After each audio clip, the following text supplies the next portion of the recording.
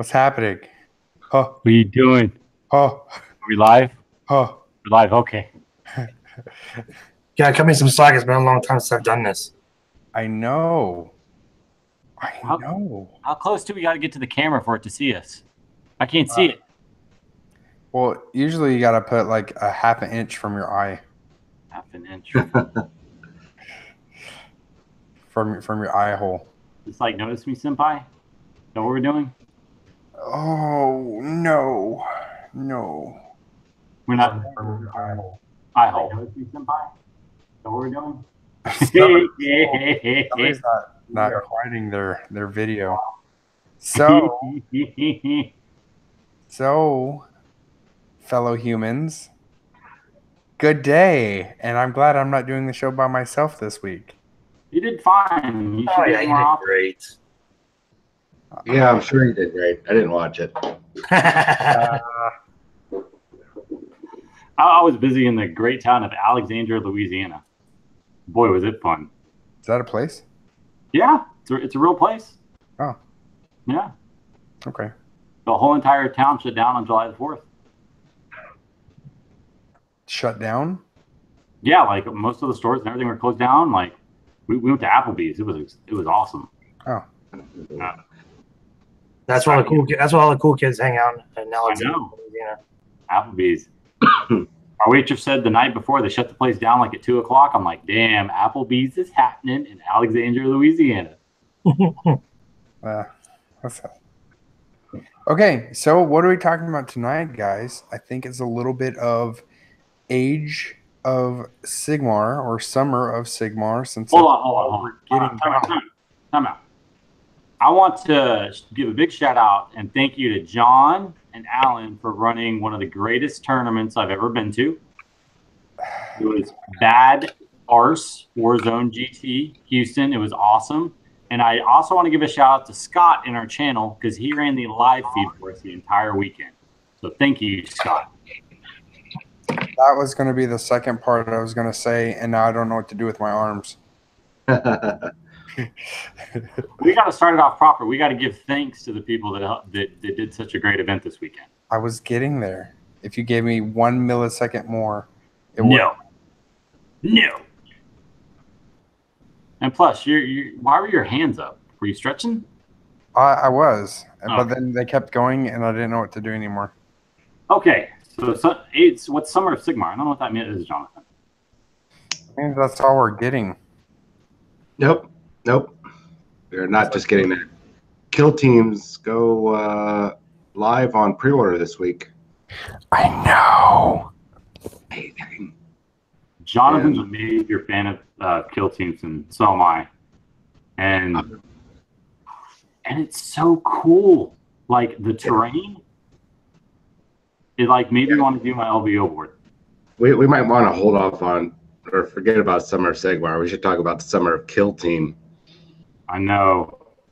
Because I was reading that article that they posted up, I think it was yesterday or today, and they were talking about how the Shadespire developers got on there and helped them pull that game together. So to kind of make it a little bit more balanced and give it a more of a competitive feel.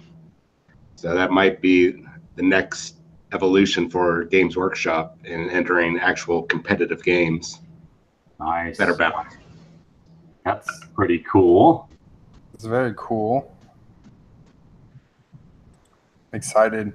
I'm very excited for Kill Team. I think Kill Teams is going to be completely different. Looks like a whole new game actually written instead of like you were saying, TJ. It was just like Take 100 points of something, and there's it's 200 points and like 40K, but everybody's individual. That was it.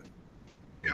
And you get a few things, but now it looks like it's going to be a full-up game, and I'm excited. I am excited. Can we take all Hellblasters? I might have a few I could take. I don't know if Hellblasters are. I didn't see if they were on the list. I saw intercessors, scouts, and reavers for Marines. So I don't know what else.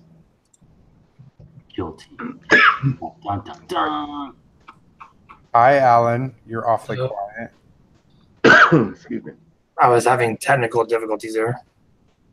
I know there was two Allens for a minute. It was great. Well, you know, one's not enough. We really don't need two. Two, great. Oh boy. 3 ways to play. Where is that FA? Where is that focus page? Well, while he's looking that up, so we can at least talk about Summer Sigmar a little bit. Yep. Yeah, we still got a whole bunch more releases coming out for Stormcast Eternals and the Night Haunts. So I imagine with Kill Teams being next week, imagine the last week or two of July is probably going to be the rest of the Age of Sigmar, or at least the Stormcast Eternal heroes, and same ones for the Night Haunts. They also still have a couple of unit box sets that are outstanding right now. I don't imagine they're going to wait too long to put those out. So, hopefully, at least here in Houston, I don't know about any of our viewers from the rest of the world, but hopefully here in Houston, all the stores can start pushing to get Age of Sigmar up and running. It might not be at 40K level, but if we can get that up and running in between the stores and start showing that it is a good game and start getting tournaments run, that would be very beneficial for us. Yes, it would. Yeah, it's because the Age of Sigmar stuff, they're dropping all the some of the stuff that comes in the Soul Wars box set. They're going to start selling individually, like the heroes, stuff like that. The easy to put together stuff. So they're going to start selling that, which is going to be good. Yeah. And then John, you have one of your women mage casters they're going to start selling by themselves. She's very. I like the model. I think it's pretty cool how hers is the only one on fire, like about ready to shoot some bolts or something of lightning from her. So she's going to be pretty cool. And then you're going to be able to buy get started boxes of the old one, the old box set. Yeah. Yeah. Cool. I still wish they sell the choreograph by itself. I really hate that I have to buy like everything to get another choreograph. I just want one. What is that? The choreograph, the big bloody dude that's on the Corden side of it for the old box set of Age of Sigmar. Yeah, they still sell him separately. I mean, the only way you get him is in the box sets.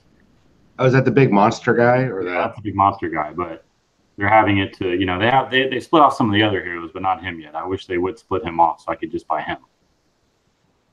I might have him. I will check my inventory of bits. Inventory of bits. That's funny. But, which is the pantry. Yeah, I have no food in the pantry. It's only models? It's only models. My friends call it Narnia. Oh, God. That is amazing. That is really funny. I get to see it going to John's place. You're like, man, do you have any chips? And open it up and be like, oh, whoa. And the spare bedroom is like that too. Nice. Oh man, that's what happens when John brings over the girls to his house. He's like, I play miniature wargaming. Yeah, I'll have a big fire sale before that happens. Oh man. So Kill Teams, how about that terrain? Holy crap. I want all that terrain. Oh, absolutely. They had some new terrain? Dude, they're gorgeous. Yeah, they are. The Let's pull it up real quick. Let me get it pulled up. Oh, and the ruins. Yeah, it's there you go. Put it up on the screen. Yeah, I'm gonna get it pulled up here real quick. Oh, I already got it. I'm looking at it. Good stuff.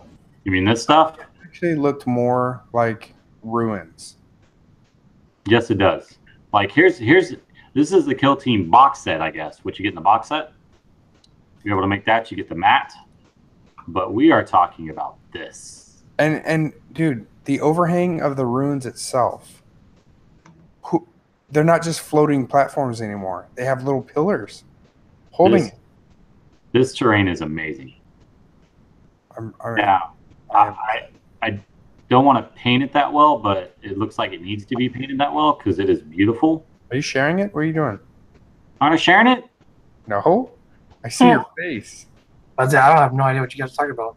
I haven't been able to keep up with kill teams today. Oh, okay, crap. I forgot to say share. Here we go. Oh, I like the pillars. You're right. Yeah, so I was showing the whole box set. This is what you get in the box set. That's cool. I mean, the gene steers look wicked. It looks like you're playing Skitarii. Like it looks like you get the cool new gene stealer models, but then like it looks like you get normal Skitarii. You get like a normal box of Skitarii. So, not sure how great that is. And that's not too bad for the price point. Yeah. The core manual, that looks so cool. It's got like it's got an OK chapter on the front. It should have Imperial Fist, but we'll get back to that later. It's almost like GW was trying to make them the poster boys. Well, they were on the poster last time. Remember? I mean, weren't they on Kill Team last time? The Raven Guard. Raven Guard. Yeah. What's the other one that's on the video game that I downloaded every single one of them? I can't think of the name. Come on, they were like the Blood Ravens. Oh yeah, Blood Ravens. Yeah, that's them, the Blood Ravens, dude. The red with the bone color trim. Yeah, what are they? Like that's the first time I ever heard of them was from the game. Oh, from Dawn of War? Yeah. Yeah, Blood Ravens, they were just a new chapter that was created for that. They're like a mysterious founding because they're not really no one knows who their successor chapter is. It's speculation. It could be the Thousand Suns because of their psychic abilities, but it's not really known yet. Yeah, because this is the yeah. TJ, why is one of your bookmarks midgetporn.com? What bookmark are you looking at? The one that one right there. This one. No, you passed it. This one. Facebook? No. Pandora? Midgetporn.com. Yeah, I'm not seeing a midgetporn.com, my friend. You must have deleted it really quick with your IT powers. Oh yes. But it's really cool. The two box sets you can get the orc one. You actually get the crane terrain. Yeah. Which is amazing. And then on this one, Space Wolves are okay. I just want to get the orc one just so I can get this. That's like the coolest thing ever. Is that another crane? Those are awesome. And then the train we were talking about. It's there it is. Something amazing. Look at that. Look at the pillars. Ugh. But the worst part is if I get this, I'm gonna have to paint it like this. Wait a minute. That can't be Games Workshop terrain. I know. I don't see like 50 million skulls all over the place. Hey, they're right here. They're lining the floor. Oh, they are. Oh, yeah, that's GW. That's GW. And then they have the other sector. Oh, it looks so good. See, look, the skulls. They have skulls. It's on the outside windows. I like the fans. I can't wait to jam a rhino between those pillars. Huh? That is so bad on so many levels. I can't wait to jam a dreadnought through that wall. Or if you're playing ITC, you might can't. be too far a bit. Look at these. Look at the guys up top. That's awesome. This is probably like the coolest terrain ever. I mean, I thought their last terrain was awesome, but that looks amazing. Okay, so let's have a guess. Who are these two guys? Are these Inquisitors? No, that's probably Todd and Terry. Terry. Yeah, Oh. the Primarchs for the 2nd and 11th Legion. Yep. Oh, you just started a big uproar. Terry is the one on the right for the female Legion, the Space Marines. Yep. And on the left-hand side is Todd. Nobody likes Todd with his spear. Pretentious prick. But everyone knows Todd. Yeah. That's why Lehman Russ had to take care of Todd. Yep. What did Todd do? I'm always interested to see what Todd did. I know what Terry did. Yeah. He was just in the wrong place at the wrong time in this male-dominated society. Are you guys being serious right now? Is that a thing? Yeah, the 11th Legion is the female Space Marine Legion. Mm-hmm. GW is going to unveil that at the beginning of next year. They're called Sisters of Battle, man. Yep. And Saint Celestine is going to be named as a Primarch. Yep. It's going to happen. And then Terry, there's not Terry's going to come out, but Todd's in the corner for the rest of his life. It's a lost Legion. Okay, you guys are kind of BSing, but not. No. I mean, look, they had to find out some way that they couldn't have women as Space Marines, so they had to have made a Legion of them to go, whoops, this was a bad idea. So that's got to be the 11th Legion. Yep. Yeah, old Terry. I mean, what happened is Lehman Russ hit on her, and she didn't take it well and punched him in the face, and Lehman Russ decided to go buck shit crazy and just kill off the whole entire Legion. He does not take rejection well. That's in the lore. Yep. Just read up on it, Jonathan. Are you guys just making names up, though? Well, I can't pronounce it the Latin version of Terry and Todd, but it's just easier to say Terry and Todd. Okay. You guys suck. Wait, hold it. Like seriously, Jonathan, you actually believed us? No. At first, immediately when he said Todd and Terry, and I was like, oh, no, that's BS. But then you guys were talking about, so something Legion. And Todd, and he started explaining it. And I was like, and then TJ was going. I was like, am I missing something? Did I don't know the fluff like you guys. Oh. Well, we are. I mean, we were halfway serious about Lehman Russ taking out the 2nd and 11th Legion. Well, he took out one of them. Yeah. The other was integrated into the Ultramarines. Yep. Right. Rumor has it. Yeah. Well, that must have been Terry's Legion, right? That got integrated in the Ultramarines. Yeah. Well, that's how they managed to make so many Space Marine errors, because they were having babies. Yep, for the 2nd founding. That's why the Ultramarines were just whoop. They just went head above everybody else.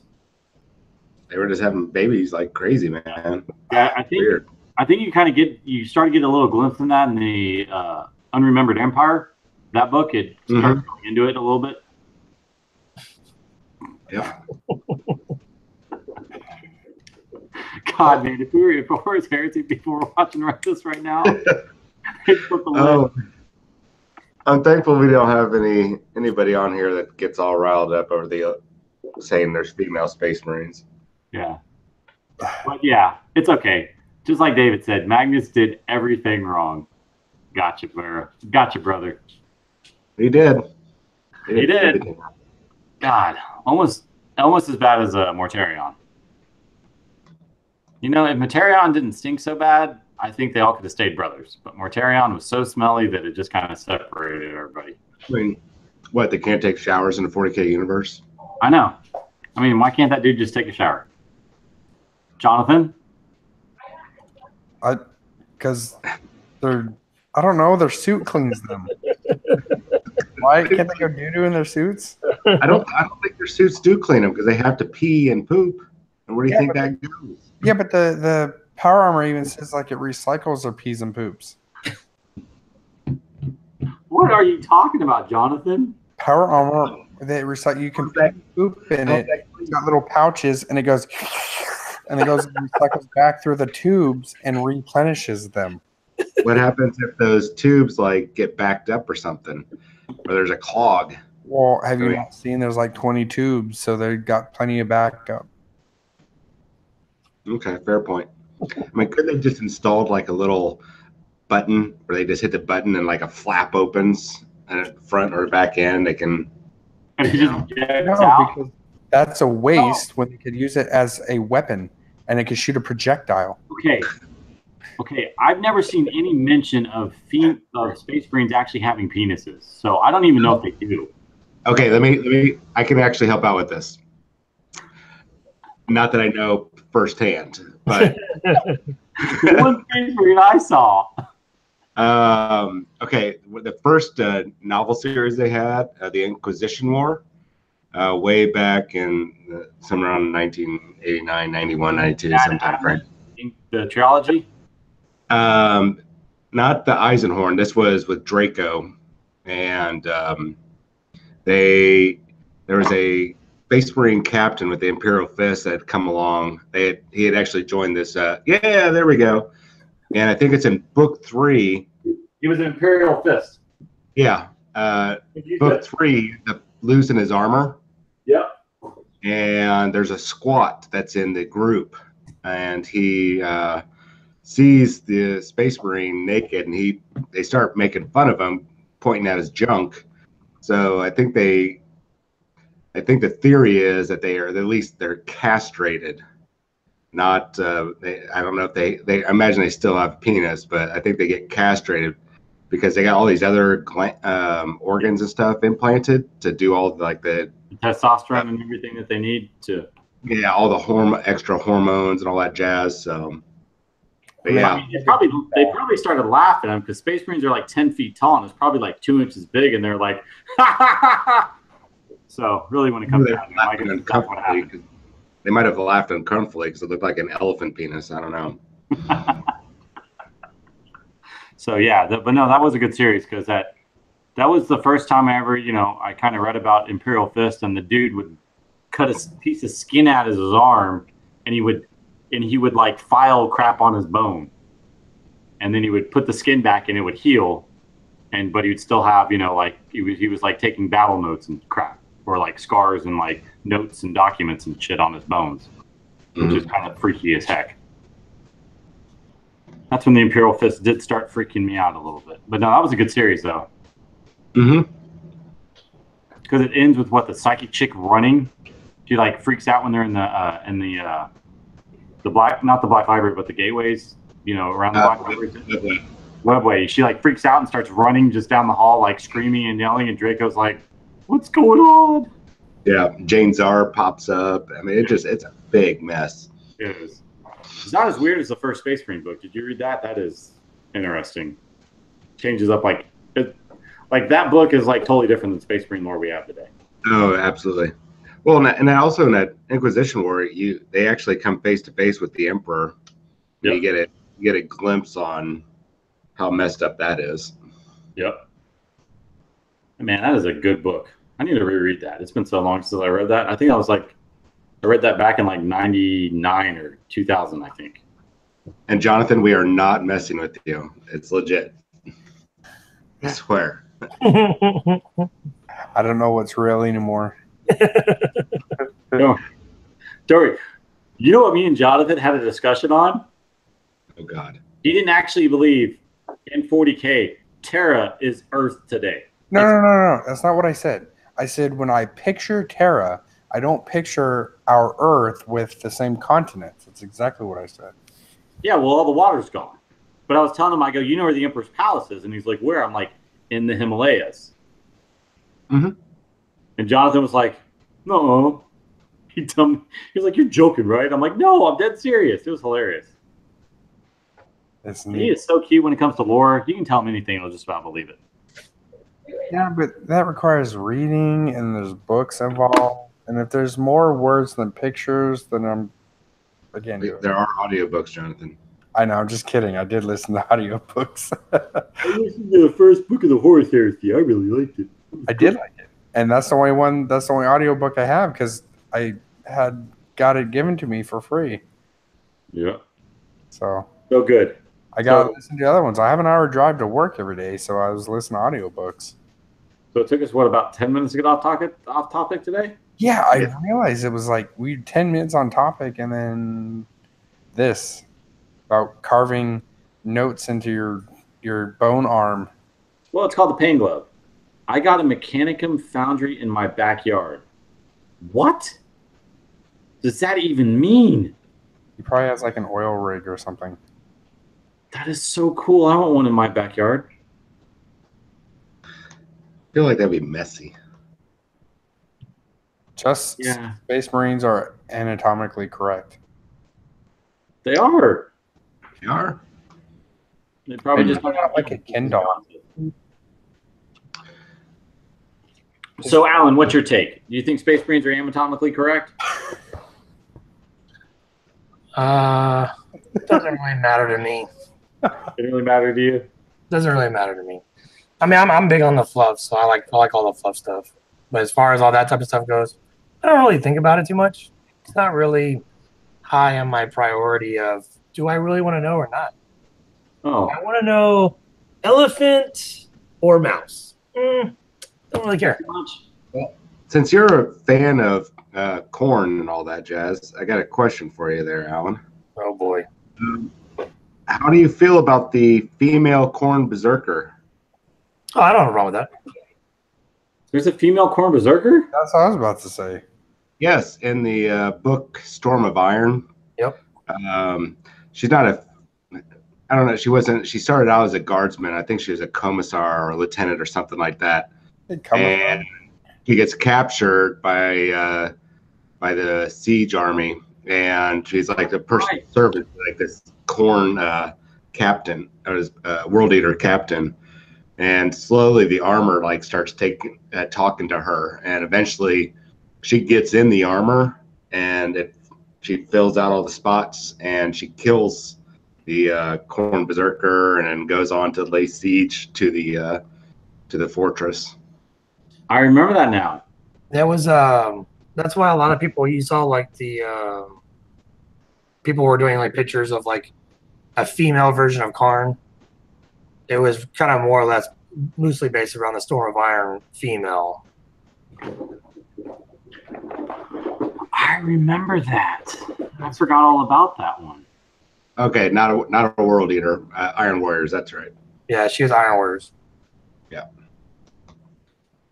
Great. She was an Iron War, so she was a female Space Marine? Well, no, she started off as a guard lieutenant or a captain or commissar. I don't know, not a commissar. I think a lieutenant or something. Could have just been some schmo that got captured. And yeah, she was a personal servant, looks like, to this Iron Warrior who was, I guess, berserker, if I remember correctly. And Tyler, the armor basically. Kroger from Iron Warriors captured her. I don't remember. He's like, hey. Yeah, he's the captain of the second company. I think it was Lorana, and she was a lieutenant. Okay. So there are female Space Marines. I mean, just look at all the Emperor's children. What do you mean? They're all hermaphrodites. They're all something tonight.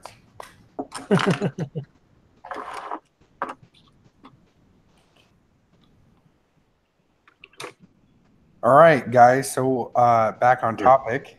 Sorry. Let's talk about Warzone GT, and it is finally over. And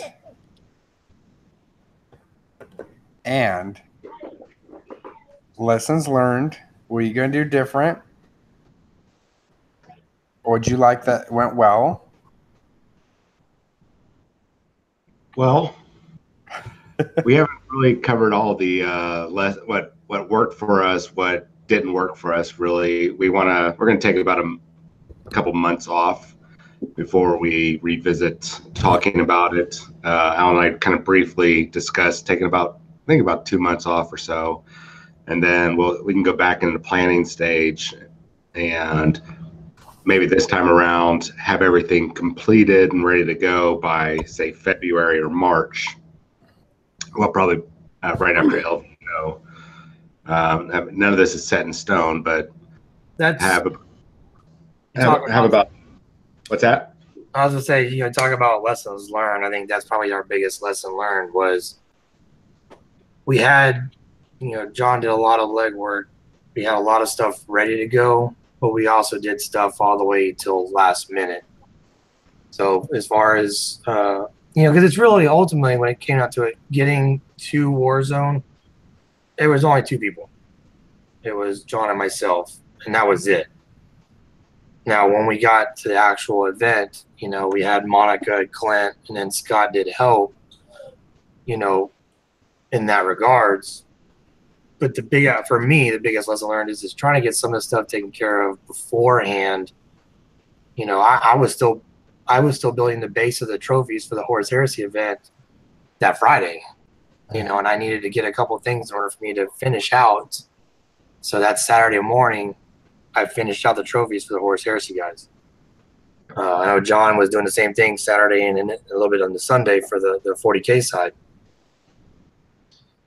So I think that would probably, for me, I think that's probably the biggest thing, you know, thinking about it. We just would I personally think we should have everything ready to go. You know, like Horus Heresy, the guys that showed up, you know, had a great time. They speak glowingly about it. They've telling everyone and posting pictures everywhere. They're all super excited, and they all want us to do it again. But we pretty much, you know, I was talking with Inside the Gamer, you know, Jason Marcel, and it was one of the things we were saying is we'll do that, but we're going to do it. We're going to set up, you know, registration early. And if we don't have X number of players by this day, we won't do it. Because, you know, Michael Montilago, if I say your name wrong, sorry if I did. You know, he had someone that made us some posters. I don't remember the gentleman's name, but the posters were great for the Horus Heresy. But we had too many. You know, so it was kind of like every player was supposed to get one. We planned on potentially having 20 to 24. You know, we had 8. So it was kind of like, you know, kind of stunk. But on the plus side, the 40K side definitely made up for it. Because what was the final count, John? 76 total? With drops and ads, yeah. We ended up being 76 out of 80 players for 40K. Yeah, so that would probably be the biggest takeaway for me. I think we were pretty good overall. I'm not sure with why we had lower numbers for some of the other games. 'Cause when we initially polled everybody, we got really high returns saying that, hey, we're coming. We want to be a part of this. The price is right. The event day is fine, is perfect. And then everything just kind of didn't fall apart, but we got about a third of the numbers that we wanted for the smaller games. And we are very thankful that all those people came out. And I understand, like, the Saga guys, if you guys haven't seen the Saga game, it's like a historical medieval combat game. They had about 6 people that had to drop for a lot of legitimate reasons. Heck, one guy had to fly out to Germany that weekend. So, you know, we understood that. The Shadespire guys, we had 4 people not show up that had already paid.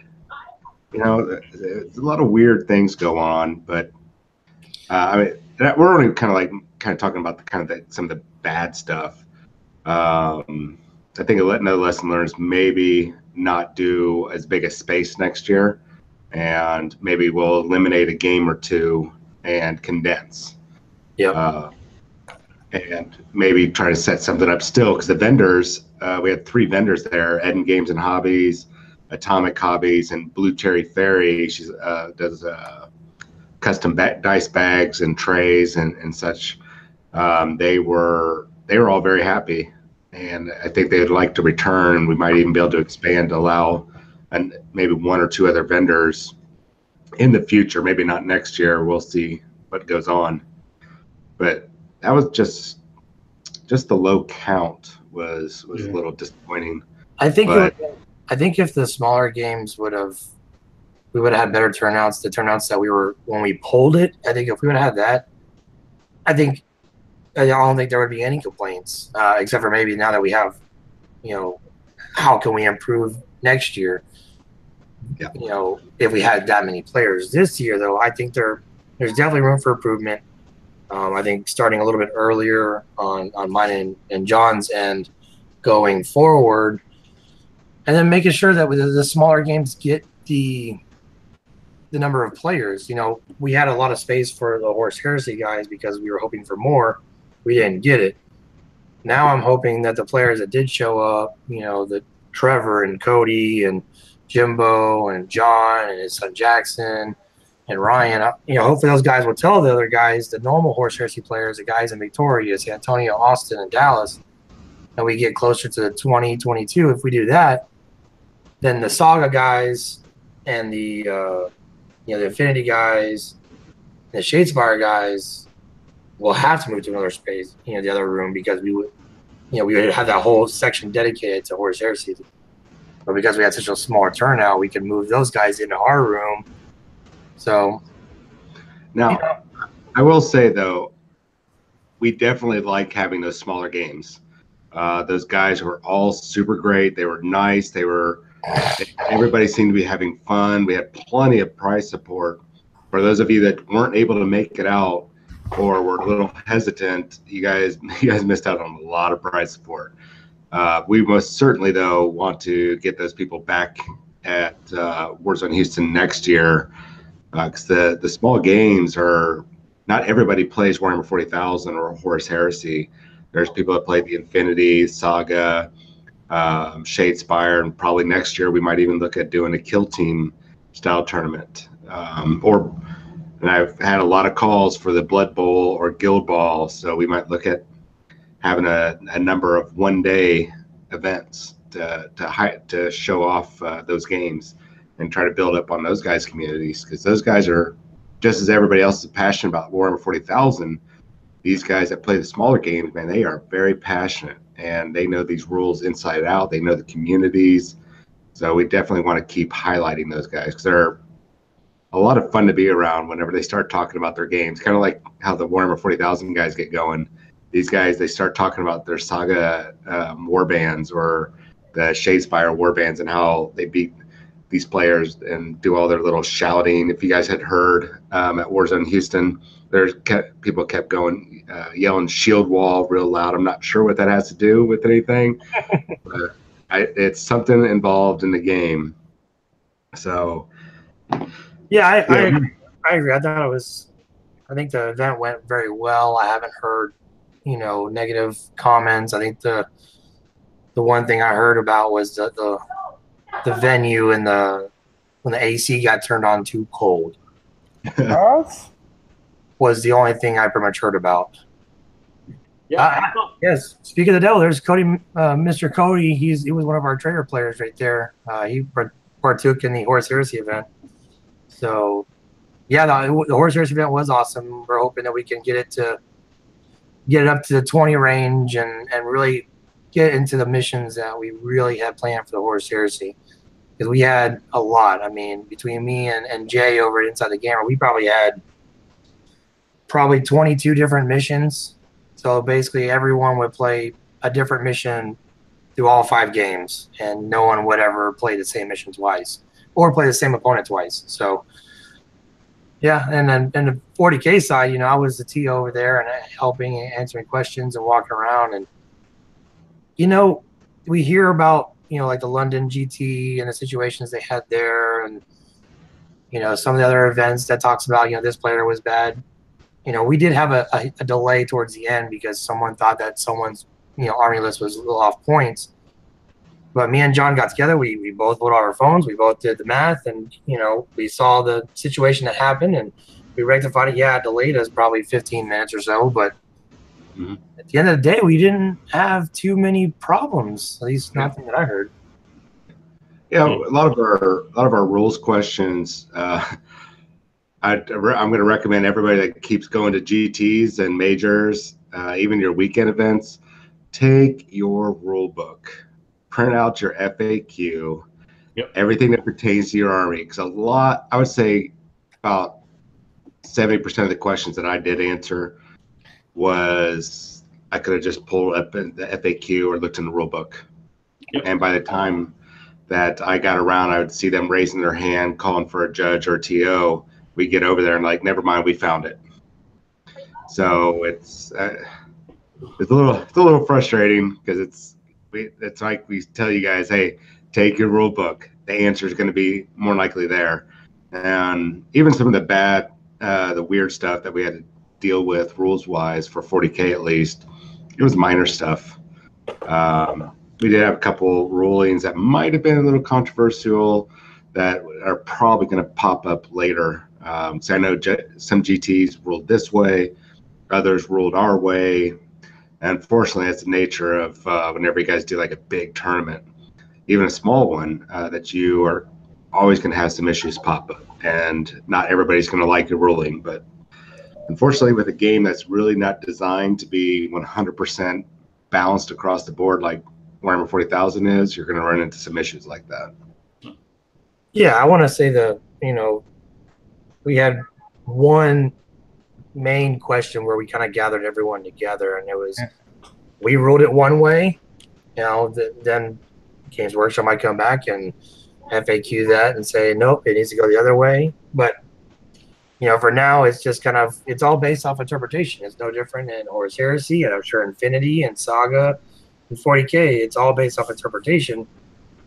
And sometimes players do say something. They word it one way, and then their opponent words it another way. But then neither of those two match exactly what's verbatim, word for word in the rules. So then our way might be totally different than both ways as a whole. So, were you talking about my question where you are all gathered? No. Oh, okay.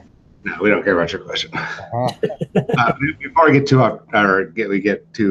down the line here, for the Horus Heresy guys and a lot of people that wanted to come to the event, 4th of July was on Wednesday. What we did not anticipate is people going on vacation the weekend after 4th of July. We figured 4th of July is in the middle of the week. People are not going to go on vacation. It was ideal. So, and then we got the Horus Heresy camp coming up, I think next month. So our timing for the event might not have been 100% perfect. It was ideal for us and location, everything. But I think next year, something we discussed is pushing it back a week or pushing it forward a week. That will hopefully draw in more people. They won't have to worry about missing out on a vacation. We might miss couple of guys that go and do the ATC, but it's a smaller amount of people. Most people, I think a lot of people that have come to like our event, they're not going to be going to ATC. Yeah, and 4th of July next year should be on Thursday. If we were to keep it the same theoretical weekend, ours would have been the 5th, 6th, and 7th. Maybe go into June. Oh, what is that? June 28th, 29th, 30th, which is the weekend before 4th of July. Maybe that'd be a little bit easier for people. I have kind of thought about that. And like we said at the beginning, me and John haven't had a chance to talk about it. It was one of those things that we both said after it was all said and done, we're cleaning everything up. We're making sure we didn't leave a mess behind for the venue. And it was like, all right, let's take like a couple months off. Let's not think about anything. Let's just take a break so we don't kill ourselves or kill anybody else that's asking questions. And then, we'll get back into the work of things because it is taxing. I mean, granted, we had 110 players, which is nothing like, like LVO with Frankie and Reese and those guys. But those guys probably have a lot more than just themselves doing it. There's probably a lot of people behind the scenes. Like a team of like 15. Right, exactly. Yeah. So for us, it's just me and John, and we've talked about possibly having some other people help us do some other things, so we could focus on the getting like Creature Caster was a sponsor this year, getting those guys, the Creature Caster and Hammerhead Games, and Secret Weapon Bases, and even talking to GW and Forge World, and we can focus on that in the venue. And then maybe have someone else that might be, be able to be the face like John was this year, to be able to answer some of the questions and get out there and put, hey guys, don't forget Warzone's coming up. Warzone's coming up. Paint your armies. So, but we'll talk more about that probably going into, I don't know, end of August, beginning of September, I would imagine. Now for the good. I had a blast setting up or doing Warzone Houston. It was probably a lot better than doing any other events that we've done. Allan and I have done like a couple narrative apocalypse events. We had Warzone Houston last year, and of course our weekend events. And I absolutely had a blast. I got to meet a host of new people that I've only been able to communicate with on Facebook or in emails or text messages, or I got a carrier pigeon one day. So it's really great to meet all these people face to face, see their armies, and man, we saw a lot of good armies. And it was tough doing a painting competition. I went and got some prize support, but Allan, Monica, Clint, and we got somebody else roped into helping us judging the painting. It came down to 2 armies, and we had so much extra prize support, we actually had to do well, we didn't have to, but we decided to go ahead and do 2 prizes for the best appearance because the armies looked spectacular.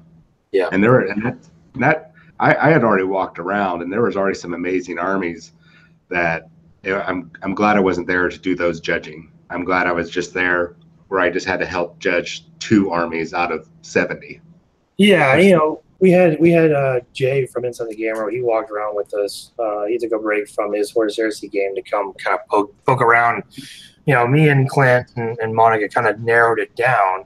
We got down to, okay, these are the 6. This is it. And then it was kind of like, when Jay came over, it was like, all right, we went from 6 to 3. And then, when you got back, it was like, okay, what do you want to do? And like, okay, well, you immediately helped us narrow it down to 2. And then for us, the best thing to do was to basically say, okay, we talked to both people separately, so they had no idea who was involved. And we basically told them, give us your favorite model in your army that you feel represents the quality of paint that you do.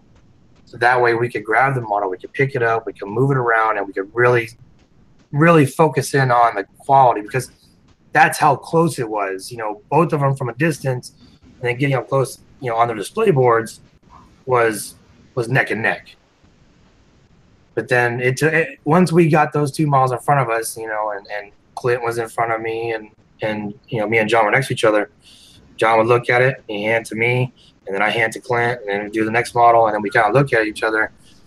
And I think for the most part, John, me and you just looked each other in the eyes and was like, yep, we know who won. Yeah. Because we got to that fine detail. It was like, yep, okay, that's obvious. Who gets it? From distance, it was not obvious, not in the least little bit. And the guy that came in second was really close, but you could see some things that were missed, or paint might have ran a little bit more. It's those extra details that really sell the models, or really sells the army, and that's something that, even the guy that won Brandon's Elder Army, I was looking at the details on there, and I'm like, I wouldn't even have thought to paint that and then paint it with 2 or 3 layers like he did. It was just mind-boggling. Yeah, I think I went so far as to make all of his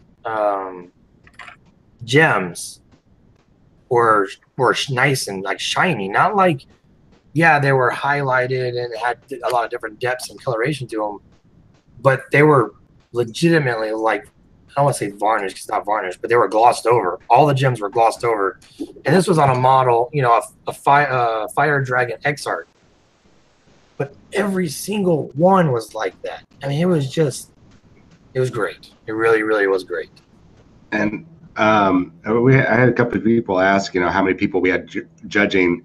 There's a reason why we had so many people judging painting. It's because Allan and I know a lot of people in the community, and there's a lot of people that are coming from outside of Houston that, I've actually had a couple people voice concern, about other events they've gone to where there was favoritism, or people wouldn't look at their armies because it's like, oh, I've seen your army before.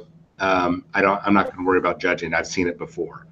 And that's why we had so many people judging the painting, because we want to make sure that we had no controversy. We're not doing any sort of favoritism for anybody. That was very important. That's why we also had 3 TOs. And even then, when we were kind of lost in the dark on a couple of questions, we had Chris Mills, who is the coach for Scotland's ETC team. He even kind of pitched in, helped us out with a couple of rules questions, just because, we were kind of torn on some of these rules. So That's why we. Jay is, he's based out of the Northwest, not Northwest, Northwest part of America. So for him, he doesn't know any of these guys. He doesn't have anybody coming down from Seattle or Portland. The guys he knows, he hangs out with. He didn't have anybody coming in from Canada because he does flip in Vancouver. He didn't have that. So having him, and then myself and John, which I like to think that we're good judges of paint.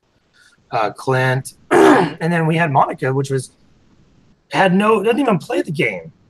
We actually had her give us her top 5 and basically say, which one do you find pretty? That was literally the criteria we gave her. What do you find pretty? And she gave us a list, and we looked at that, and that did play option because, like John's talked about in the past, when we've been on here is, we do like to see women get into the hobby. Do they happen all the time? Not really. But sometimes, women enjoy the Army because it's pretty. Cherry Berries, she would walk over there too, and she's like, I just enjoy looking at some of these armies. Some of these armies just look fantastic. So it's just kind of like, oh, that's awesome. Which one did you find fantastic? So, that way we kind of knew what someone's perspective that doesn't play the game at all knows about it, but that's about as far as it goes. It's good to have them kind of look at it as well. Did my Drukari make it? So, anyways, well, can I ask a question? Was mine at least up there? You know what, gentlemen? This is the reason why I went to pick up prize support, so I didn't have to worry about answering this. All armies were looked at. Let me just say that.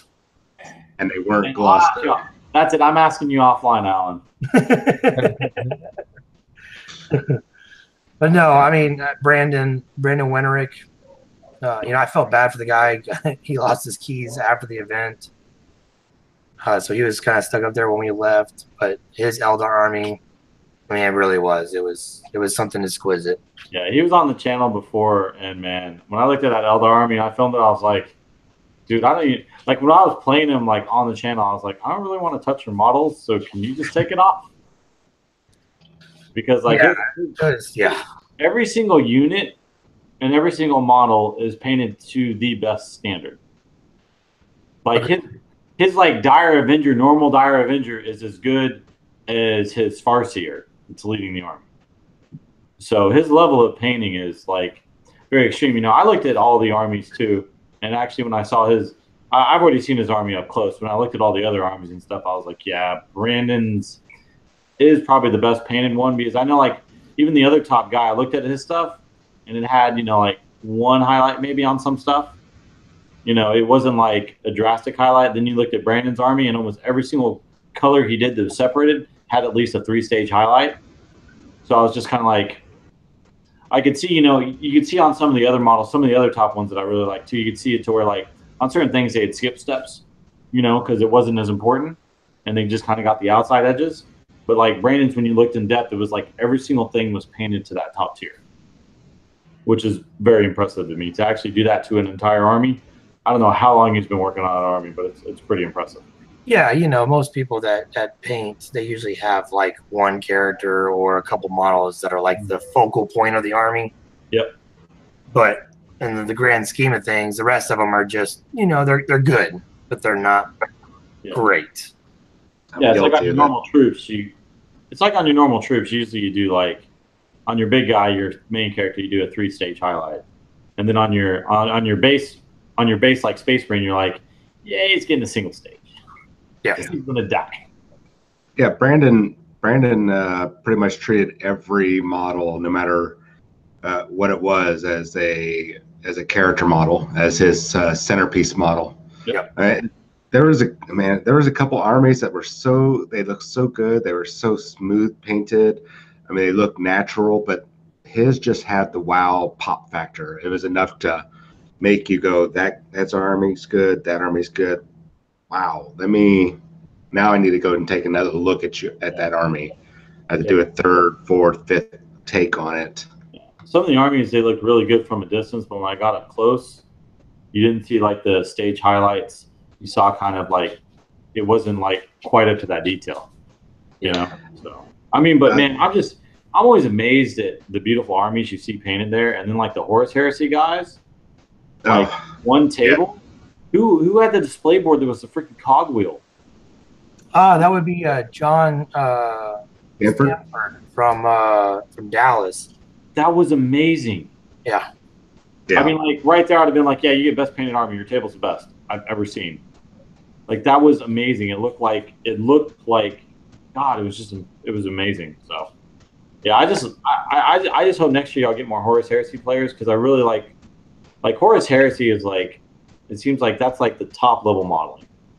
Yeah. Because those guys just go in all on the hobby. It's like Jimbo, that guy did it. Man, that was awesome that he did that whole entire army, his whole Custodes army, and donated it. And half the proceeds are going to Wounded Warrior. That is truly amazing that anyone even take the time to do that. So yeah, and I'm sure John was probably just about to say this, but I definitely want to give a shout out to Jimbo for that. For people that weren't able to show up, Jimbo donated a whole Custodes army, and basically just told us the only thing that he would like to see is half the proceeds of the army go to the Wounded Warrior. And to some, there's a lot of us, ex-military, a lot of 40K and 30K players are ex-military. I've lost my brother in the fight. So for something like that, I mean, that hit home for us. So of course we were 100% on board with that. We were glad to do that. And if Jimbo does see this, me and John talked about it. When we make this donation is actually going to be in your name, man, because it's absolutely amazing. Yeah. I wanted it. I did too. So did I. So I had money in it too. I would have told him to keep it. I mean, honestly, we even had people come in on Sunday that wasn't even playing, that heard about what we were doing. It was like, hey, I heard you're raffling army for a good cause. I don't know what you're playing, but I want to donate. Yep. Then, and I'd explain, I think 3 different people had explained to him what the army was and what the game was. Yeah. And he was like, so this is valued pretty well? I'm like, it would be. If you were to sell it on eBay, you would easily get a couple $100 for it. And the gentleman was like, okay, I'll take $100 for tickets. I said, yes, sir. So. Very cool. Nice. But yeah, I mean, for me as just, a player in it, I was on the back tables most of the time. I didn't expect to be on the top tables, but the one thing I enjoy about GTs is when you have good TOs and good people running it, is that you don't hear a lot of noise about people whining and complaining and stuff. And that's one thing I didn't really hear a lot about, Wait till you go to higher tables, you hear a little more. You know what? No, I mean from you don't hear people screaming and stuff like that or anything like that. Like that's true. Do a good job. No one yelled judge, which was great because that's rude. Yeah. And I didn't hear anybody get too hostile. I did hear after the fact that some people got a little heated with their match, but no one actually lost their cool. Yeah. I mean, to be honest with you, from my experience, I always enjoy these tournaments. And, I think the venue for me, I really like the venue. The one thing I didn't like about the venue is it wasn't very well lit. I thought the air was good, everything else, but I think for me, it was just a little dark in there. And, but other than that, I kind of grew up in that area, so I've been to that hotel a lot. So, but, I noticed towards the back of the room, it did seem to be kind of dark. So when I was looking at armies, I had to pull out my phone and turn my flashlight on to really be able to make sure I saw what I was seeing. Yeah. But other than that, I had a blast, maybe next year I'll design a harder list and I'll try to be on the top table and see how that goes. But Jonathan hates the way I play in tournaments, so he'll never understand me playing in a tournament. So, TJ, you should completely design a Horus Heresy army and come over to Horus Heresy because I'm telling you, your play style fit exactly how Ryan plays and Cody plays and the Stanford family plays. Jason plays, I play. I'm telling you, that's the side to go to. Yeah, I 40K players. Yeah, I mean, like every single game I had was great, though. I don't know what it is. I guess I don't really just think about winning it. So I just like playing games. So I mean, but yeah. Someone asked who won. It was a Drakari player. Allan, what's his name? Matthew Ali. Matthew Ali with Matthew Ali. Drakari, double battalion and a supreme command from Craft Worlds was the overall winner. Yeah, he won Alamo too, right? He did win Alamo as well. Yeah, with it was a different Drakari list he won Alamo with. I think. Yes, yeah. Me and him talked. Matthew is one of the higher Drakari players in all of ITC standings. Yeah. His list that he played at Alamo didn't have the Craft Worlds in it. Yeah. He had I think it was 3 battalions, and it was Warriors, Witch Cult, and then Homunculite Coven at Alamo. Yeah, he definitely changed up his list, but it's amazing that he is an amazing player. He is. So he's a really nice guy too. Like when I was talking to him, it was kind of like, he's like, because his list was the one in question when it came to if his list was over points or not. And the guy was super cool. He was like, I built the list in Battle Scribe and I just copied it over. And I was like, well, let's recreate it real quick and let's just make sure, because right now they're showing me, some points over. And I told him, I was like, I think I know what's going on. I told John, but I was like, let's just make sure. And he was super cool about it. And we went through and he built a list and then I built it on my phone. And John looked at both and confirmed both. And, come to find out everything was good. So one of the things that he did that some people were concerned with, and I do this, I just go in, I build 3 battalions for my army list. Yep. And then I plug and play like, okay, this is actually going to be a Supreme Command attachment. So, but it's built in there as a battalion. Right. So I only have 3 characters in there. And then I go to the next battalion, but it's actually a patrol or this or that.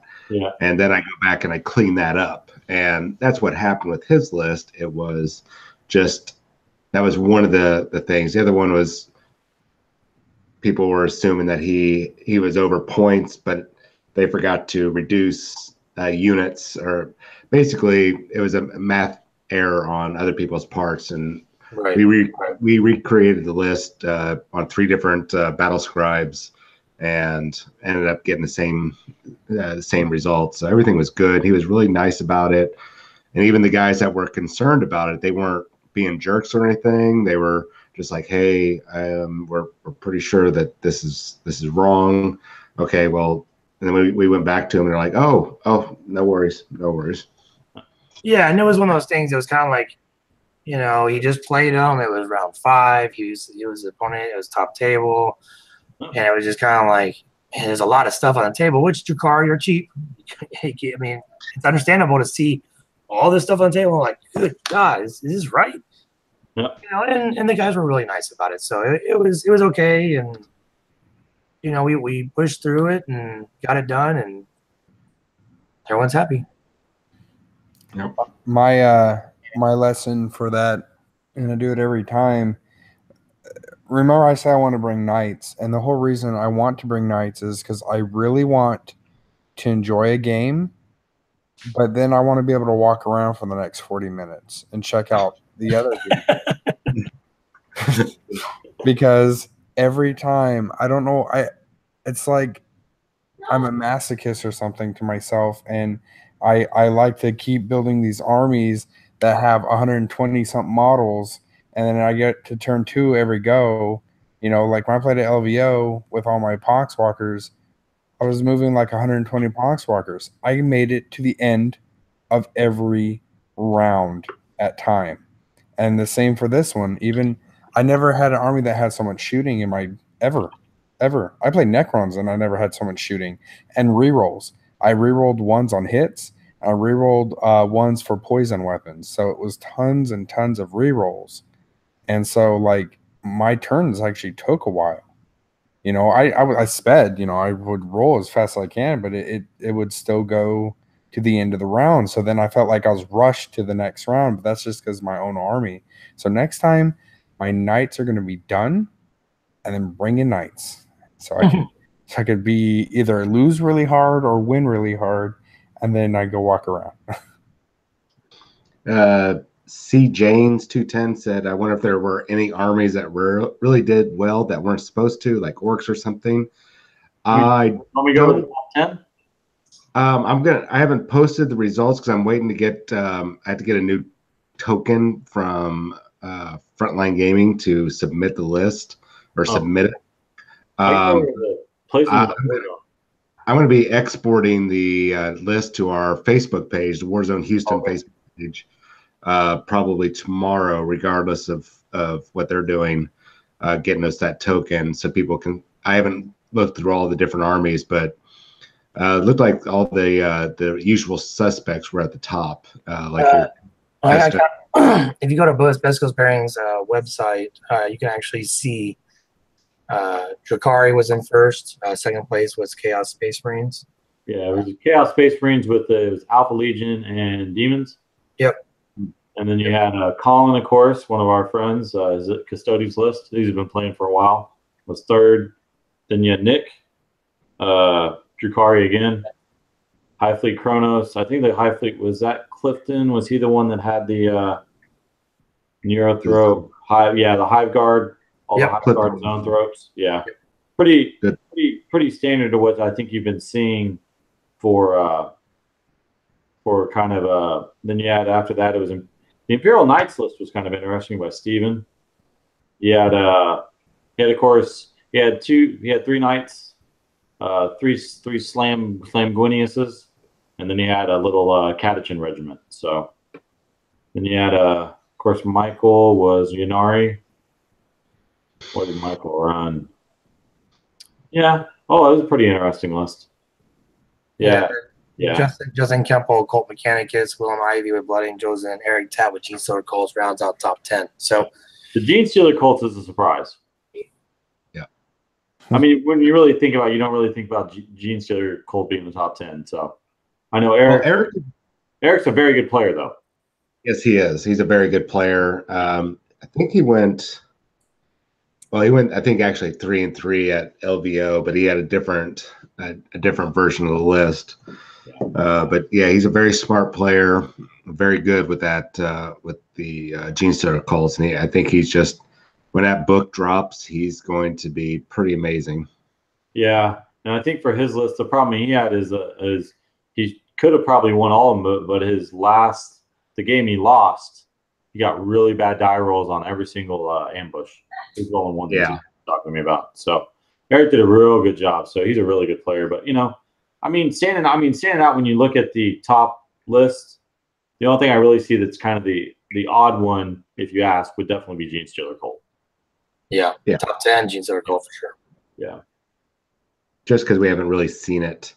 Yep. And a lot of things. But yeah, I think probably I wouldn't be surprised by the end of the year. You see them, if there's any end of year GTs, you'll see them in probably the top 5, and I wouldn't be surprised if we see him in the top 8 at LVO.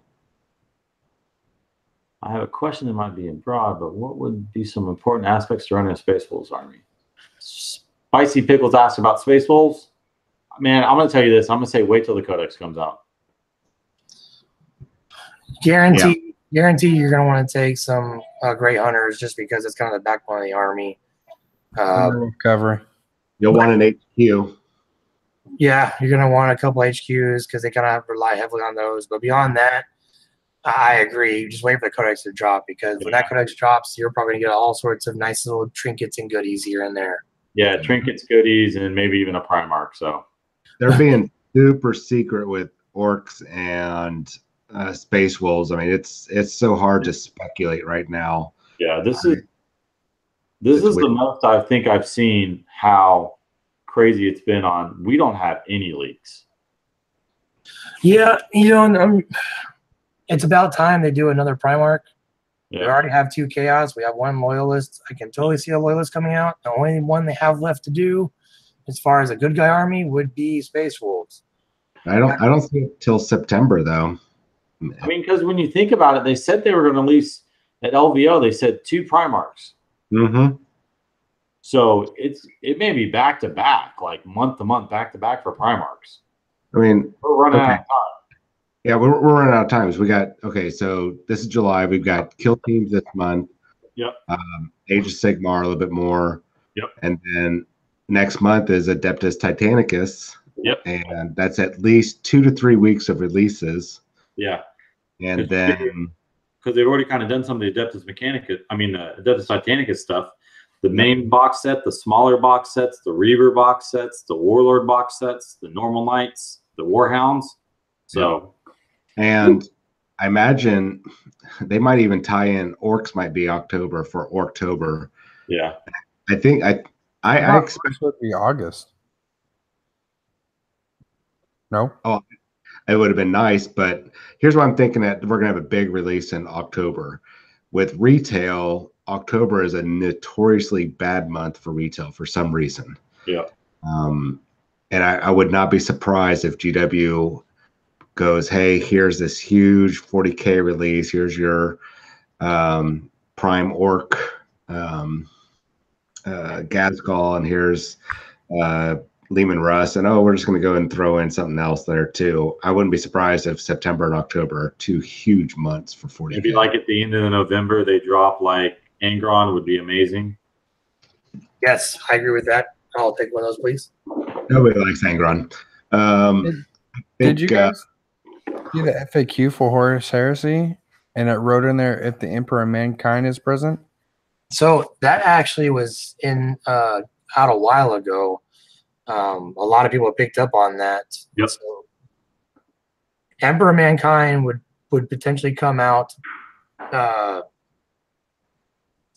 It'll be after all Primarchs are released, all models for Primarchs have been released. And speculation is they say, the man's going to be like 1,000 points.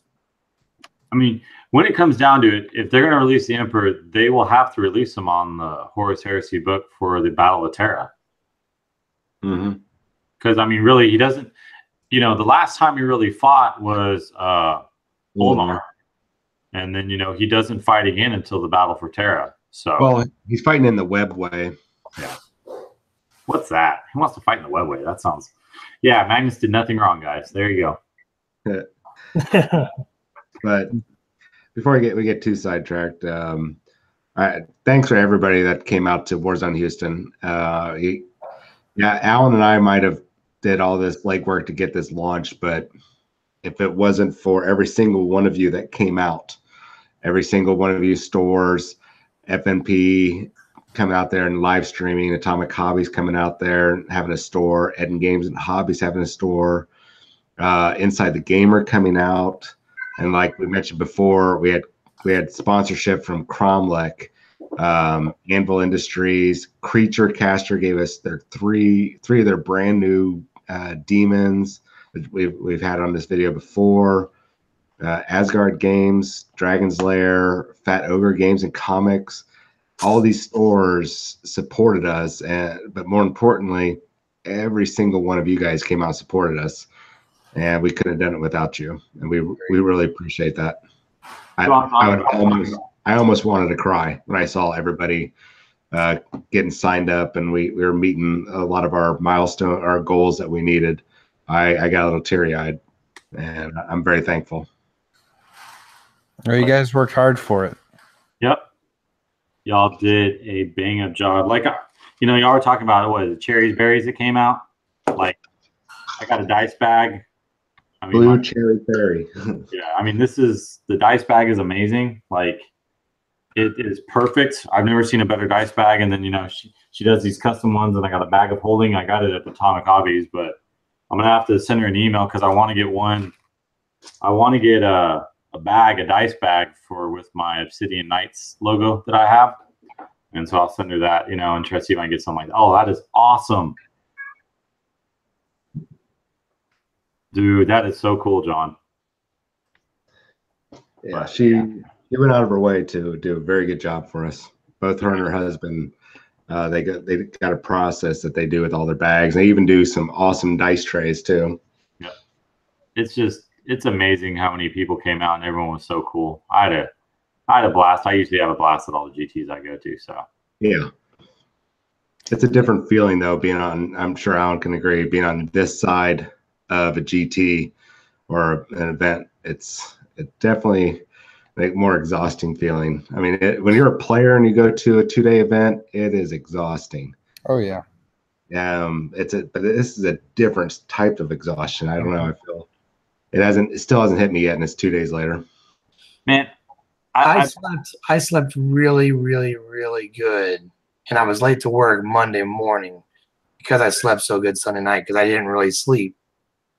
Friday, Saturday, most of the day Sunday, I really didn't sleep much. So yeah, it was a different type of feeling, but it's a great feeling being on this side. It is a different type of exhaustion. It's more mental exhaustion and making sure that everyone is ready to go. Everything is good. We forget anything, oh wait, we got to get this over here. It's almost kind of like having a dinner party, and you have to go around to make sure every single guest is having a good time and having fun. Except it's 110 people. What were we saying, John? No, I'd say that's a good way of putting it.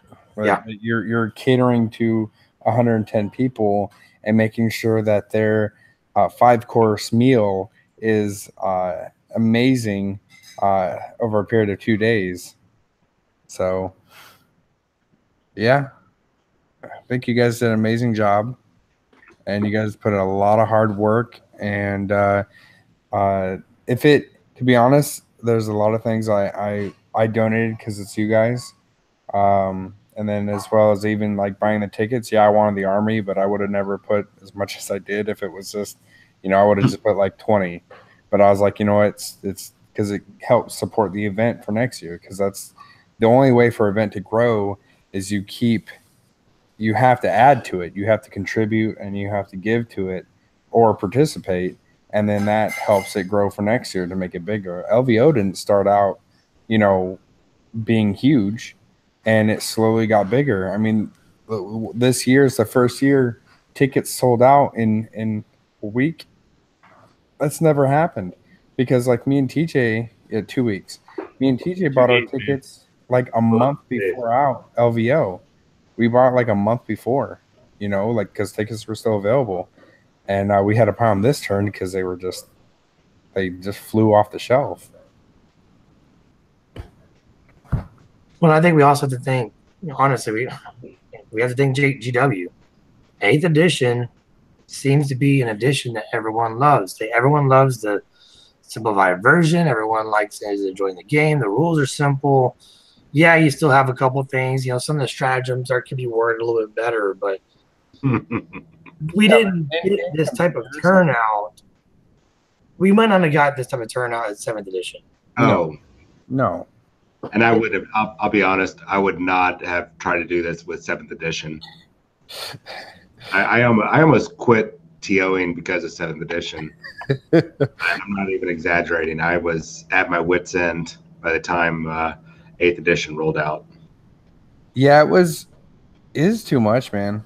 I think even as small as it goes to templates and checking line of sight, how many arguments? I've had arguments before where people are like, no, or the facing of the vehicle, or the direction of the template, or because you rolled your scatter dice 24 inches away from where you're supposed to drop your thing, so you're all now guesstimating where the heck your template goes. It's just those arguments alone are just gone. Well, then it was to the point where you needed like a team of analysts and a flow chart just to help you get through one of your phases. I mean, it was getting pretty ridiculous. And then trying to figure out formations. Ugh. Oh yeah. But I will say this though, even though we can talk negative about 7th edition 40K, 7th edition works really well in Horse Heresy. Yeah. It really, really, really does, because everyone essentially is playing the same basic concept. everything's a little bit different because, you know, you're playing Night Lords, you can take Terror Squads. If you're playing World Eaters, you can take Butchers. If you're playing, you know, Ultramarines, you can take whatever the Ultramarines got for their special. Obviously, I'm not an Ultramarine player, but, you know, but it's that type of thing that it's a gentleman's game. Horus Heresy is more of a gentleman's game. It's more casual. You know, when John was, you know, having the 40K guys go to lunch, it was like, be back at this time. You know, me and Jay were like, yeah, come back around this time. Oh, look, they're not back yet. It's fine. When they get here, we'll continue. We get back to playing. We can do that because that's the type of game it is. It's more of a have a good time. We're not going to make all the crazy Death Stars like everyone used to say. It's more revolved around having a good time and playing a story. Where 40K is, I'm going to kill as much stuff as I can, as quick as I can, because I want to win.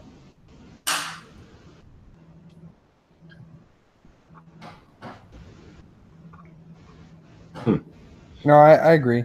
I always thought Horus Heresy was kind of like a, I don't want to say an elitist type of game, but it was definitely more elite because it's one of those, like, you're only playing Marines on Marines. You know, it's always going to be the same. Everyone's got the kind of same save, couple weapons here and there, like you said, per faction, or, you know, whatever legion, and or special vehicles. But I mean, for the most part, it's always kind of been, even before 8th drop, it was always kind of like more of an elite game. Most of your models came from Forge World. They were a little bit more exclusive. You know, they were more expensive. And that's why most people spent a lot of time getting them painted and looking nice. And so, you know, I have a whole 30K army. And, you know, just I haven't yet to participate. And every time I see a 30K event, their terrain looks phenomenal. It's the best terrain out there. And because they're having these narratives, they're having these stories, they're replaying things that happened in the book, you know. It's just really cool to me. I think they've always been more elite, like more of an upper crust of premium. Premium, yes, more premium. Yeah, it's like, you know, 40K is a Toyota and Horus Heresy is a Lexus. Same, more or less concept. Yeah. So they're both poo? Yeah, I'm gonna say some of you guys probably don't get that, but no, I get it. It comes from the same but no, I agree. I mean, it's more of what I would call a gentleman's game. Yeah, and I'm okay with that because I enjoy it. I mean, it sucks because I bounce between 2 editions. I bounce between 7th edition and 8th edition because I run events on the 40K side, but I play 30K. But to me, it is an elite army. It's an elite-based game. And tactics are way more important in Horus Heresy than so much so as 40K. 40K, I feel like there is some tactics, but not as much as you need in Horus Heresy. Because you're all playing more or less the same army. Yeah. Bolters on power armor don't always do too well. No. But, yeah, I think, so we don't get too sidetracked. I am very happy with the way Warzone Houston went. Any of the bad things were so minor. Yep. They were tiny and insignificant. We didn't really have any major issues that I've seen at other GTs and other majors. There were no fights, no shoving matches, no cussing, no threatening. It might have been some people weren't happy with, you know, with the way their games went or their dice rolled. That happens, or the way the TOs ruled. But you pull all that away, and it looked like everybody had a good time. Well, I would expect us to have those numbers next year, at least for the 40K. And because they put on such a good Horus Heresy, I'm betting we're going to have more guys next year. Good. Yeah. I hope we only get bigger. Well, you guys are going to be right there with us. Yep. Yep, but I'm quitting 40K. I'm sure. Oh. Come join the dark side of the Horus Heresy. No, I'm going to start playing just straight up Age of Sigmar. I'm quitting and sending all my models. I'm going straight to Shadespire. I just need I just need 4 models. I'm good. That's perfect. And Allan, then I you don't. win best painted because you're only painting 4 models. Yeah. Well, apparently I didn't even get looked at for even like halfway good army. So I'm just like, Jesus, what do I got to do? I'm gonna have to make like an extravagant display board so it'll draw everyone to it, and they'll be like, "Whoa, these models are actually painted pretty well." I put a big spooky face. It didn't matter. George, no. Some people typically towards the top tables, sometimes they will get a little bit more, have more negative attitudes if a ruling or something like that doesn't go their way. Sometimes that's when you get people that kind of have the negative behavior. But for the most part, at least the events that we've been to, Alamo, obviously Warzone. I've been to LVO. I have heard of people getting pretty crazy at LVO and becoming very Yeah. hateful. But when I play in LVO, I usually play on the Horse Jersey side, so I usually don't have to hear about that too much. I just hear about the after the fact. So, Hey, Jeff. Yeah, George. I really don't see. I've never witnessed any of these really bad moments or anything. When I say negative moment, it's really we have to make a rules judgment. They don't like the way that the rules go. If it goes against them, that's what I'm talking about. It's not like people are being jerks to other people. I have not witnessed that. I've always heard it, but I think I've been fortunate, at least for the weekend tournaments, and this is our second GT or major GT. We haven't really had. I can't remember a time where we've had somebody that was just such a bad player that we wanted them to leave. We've been fortunate that way. So, and I have to say, I've been across. I've played on the East Coast, West Coast, Midwest, and now in Texas. I've run games all across the U.S. And I'd say I was worried about Houston's crowd when I got here, about the tournament crowd. And I'd say these guys are top notch. They very professional when they're playing. They, of course, the rivalries go on and everything, but they're not dicks to each other. So yeah. maybe afterwards they might say something underneath their breath, but they're very helpful with each other. Like afterwards, they'll talk about the games, like, I should have done this. Oh yeah, you could have done that, or you could have done this. They're very helpful. Yeah, I would say that about all the top Houston players. They are very helpful. Like, I've never been fortunate enough to play on the top table, so I don't really know any of the top players. I've never played against them. But as far as talking to them, their knowledge is really good, and they'll talk to you about, let you know what's good, what's not good. You ask them questions about their army, they'll tell you like why they did it, all the other stuff. So most of the top people that I've actually talked to at most of these tournaments, the Texas area ones, not LVO. I usually don't bother talking to those top guys. So, but the ones that I have talked to here in the Houston area, as well as like Alamo, Wargames Con, and all the other ones that I've been to, all the top guys, man, you walk up to them and start talking to them, they will tell you why they're playing the army, why they did this. This is how you can counter that, that kind of stuff. Because, they just want everyone to play well. So they make sure that they have good games when they go play people too. Because, as a competition, you don't want to play crappy people. You want to play good people. But I will say this, though. During the game, most of those guys won't give you pointers when you're towards the top table. Oh, and they shouldn't. After the fact, they're like, oh, by the way, you should have done this when I did this. Yeah. Well, I mean, any top player, though, is not going to tell you, hey, man, you forgot to shoot that unit, or, hey, you sure you want to cast that psychic power? You may want to think about this one. No top player is actually going to coach you through the game. Unless they're I do all the time. Well, that's because you're one of the nicest top players I've ever met, John. So. Good save there. Yeah. I mean, like, literally, I played Brian Hart's son. He was my last opponent, Paris, and he lost. This was when I played him. That was his 6th game of 8th edition. I was literally helping him. I was just like, are you sure you want to shoot that unit? I'm toughness 5. You maybe want to look at something else, or like he cast the Beck rule and it didn't go off. I'm like, dude, you're 3 command points in there. You might as well just go and spend another command point and re-roll the die, so at least it pays off for you. You know, like I've, you know, and then I was playing. I played. Who was it? Played Dark Angels.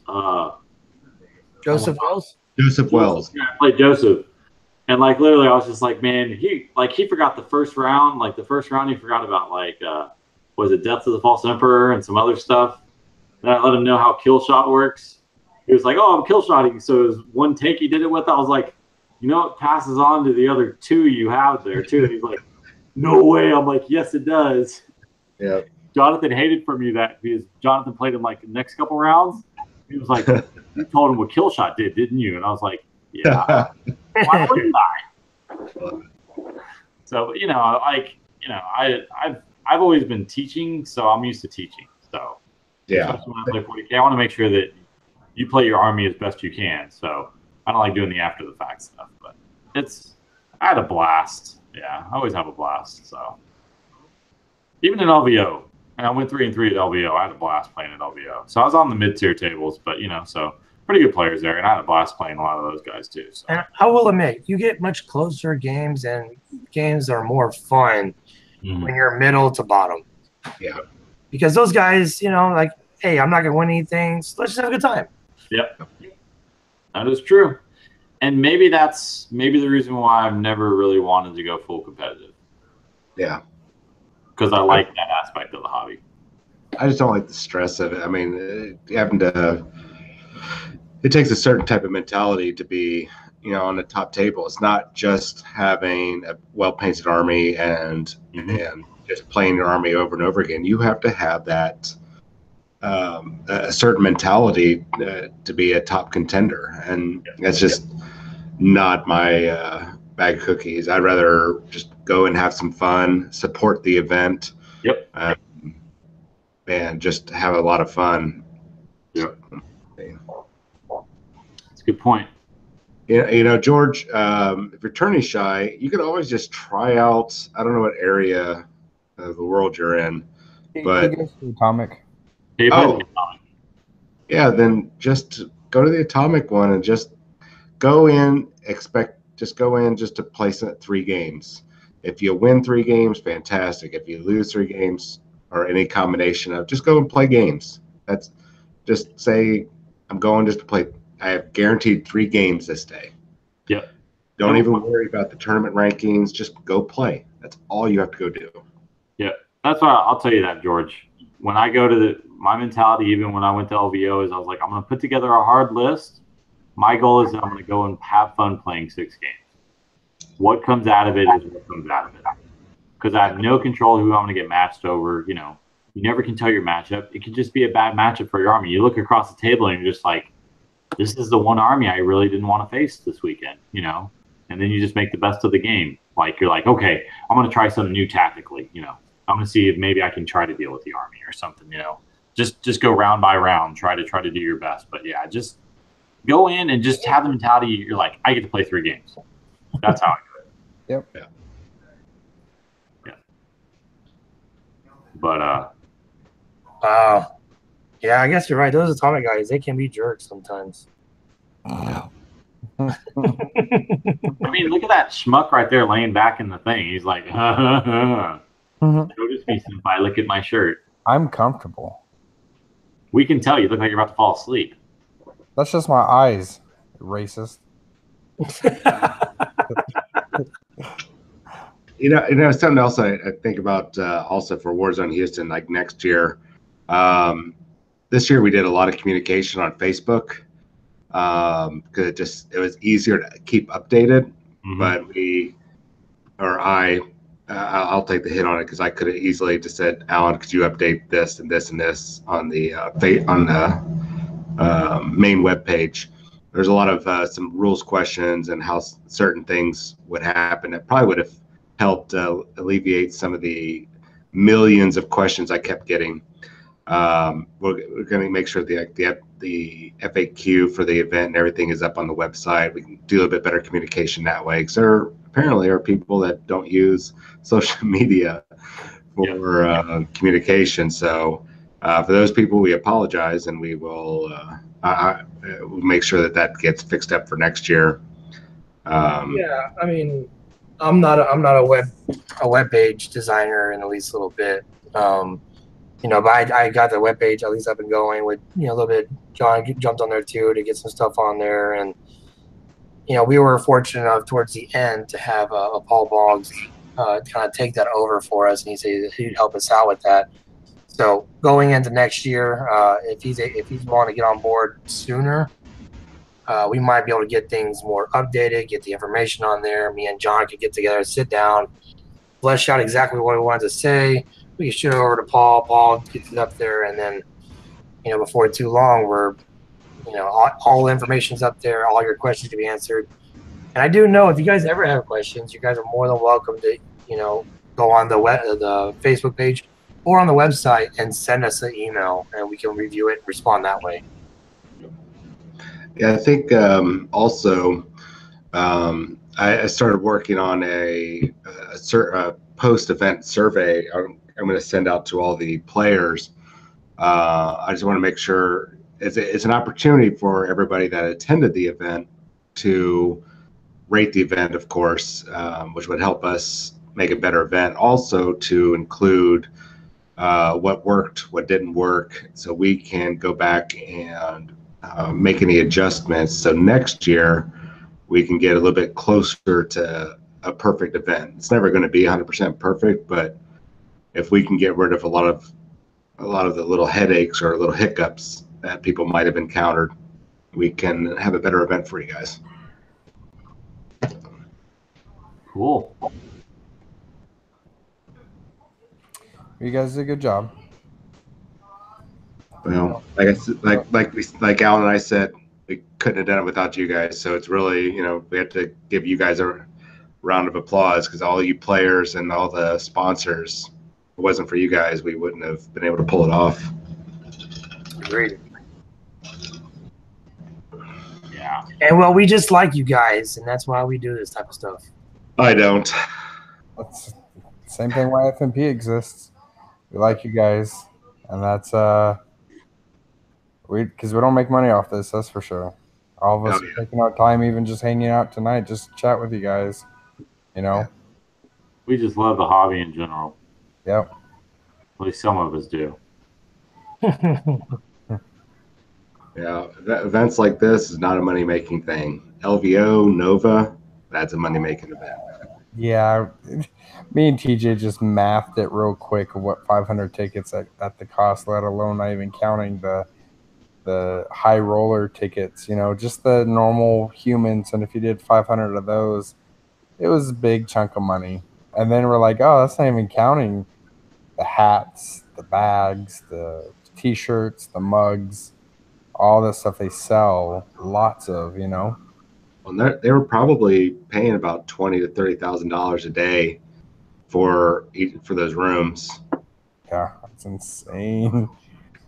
God, that's where the real money's at. Own a place to host places. Yeah. I have this room available. Oh, okay. Yep. I'm going to pay a guy $8 an hour to set up the tables. So there you go. Oh yeah, some of the places that we were looking at for Warzone Houston, it was $5,000 a day. And we could only be there from, I think the earliest one I saw was 12 to 8. And I was like, that's not good enough. I mean, not for 40K alone. So pretty crazy. It is very crazy. All right, guys. We're far past our time before we turn into pumpkins. We got a few questions up. Let's see here. Can we consider a doubles tournament next year? Yeah, there's a doubles tournament. I don't know. I think me and John, again, talking about, give us a month or so. We can sit down, talk about it. Don't be surprised if you guys haven't gone in, and if you're interested in it, follow the Facebook page.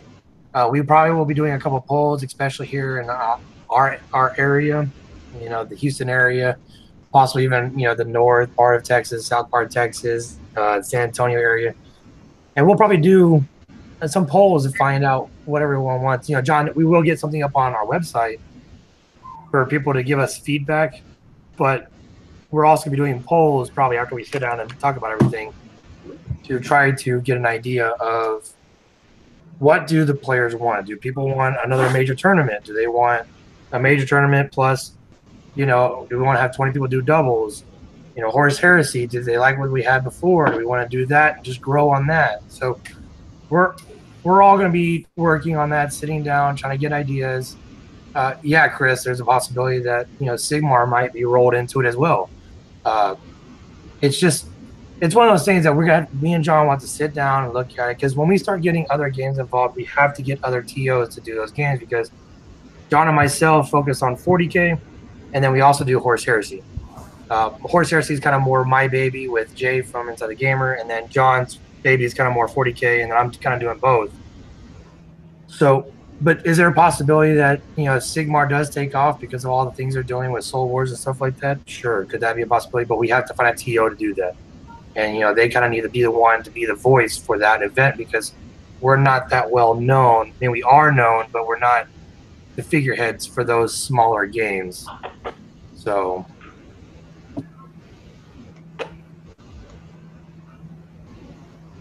All right, guys. Everyone says it looks like I'm asleep. It's actually because I'm at a lower angle of my camera, and where I kind of look at the screen when you guys talk and stuff there. That's actually looking at my camera, and my eyes probably look bigger because I'm looking up at my camera now, and I'm talking to you. But I like to look at myself and everybody else. I don't know why, it's weird.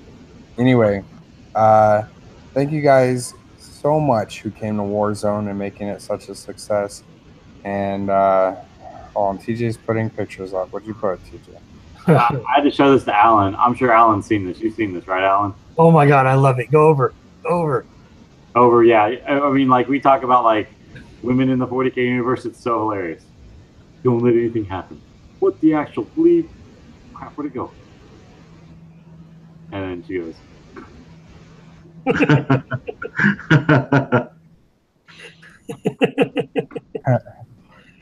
Yeah, that is so awesome. I love that one. As soon as I saw you pop it up, I was like, go, go. But that's the best part of, like, when you think about, like, World Eater Berserkers, you know, it's like World Eaters, like this little girl, this little lady, because they describe her in the book as her being, like, really tiny. And she's like, fire the Ursus claws, and they're like, yes, ma'am. And you see, like, Angron and, like, Karn just being like, yep, whatever you want to do. All right, guys, so as far as if you guys don't mind a small little shameless plug, if you guys want to keep an eye on the Warzone Houston Facebook page, plus keep an eye on the website, you guys will be seeing the poll probably go up or anything like that. Please give us our feedback, because, you know, just like Jonathan said earlier, you know, we want to grow this. This was the first time ever, as far as our knowledge goes, that Houston as a whole has ever had an ITC major event. All the positives, we had a lot. It wasn't a whole lot of problems, and a little bit of problems we did have were just a little slight bump in the road. Is more like a hump, if anything. And even though I was pulling my hair out because John already pulled his out before the event.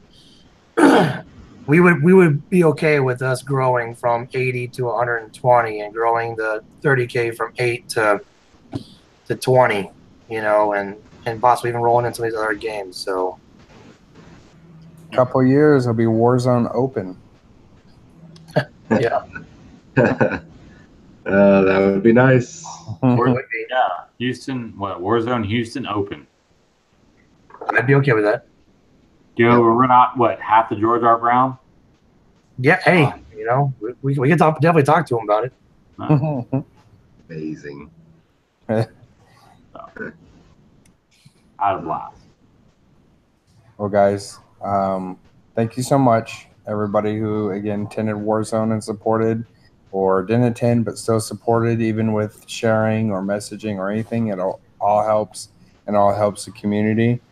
And always thank you to our Patreon supporters who help us better for the channel and actually get us help support money so we can actually buy like studio equipment and stuff. Like we were able to go to Warzone GT and stream all the games the whole time. We definitely got some lessons learned, and we now know to get a little bit better control of splitting it up. I think the first video was like 8 hours long, 9 hours long. We did put the timing in it for you to cut through, but instead we'll piece it up so you guys can catch a live feed, but each game in between as a separate video. So, but because of you guys, we were able to get the equipment to help support that. So, and we want to help support the other tournaments as well and be there for that. So, thank you so much, everyone who's making it possible. Yep. Thank you guys. Appreciate it. Yeah, we really do. Thank you. All right, guys. Everyone have a good night. Night. Bye.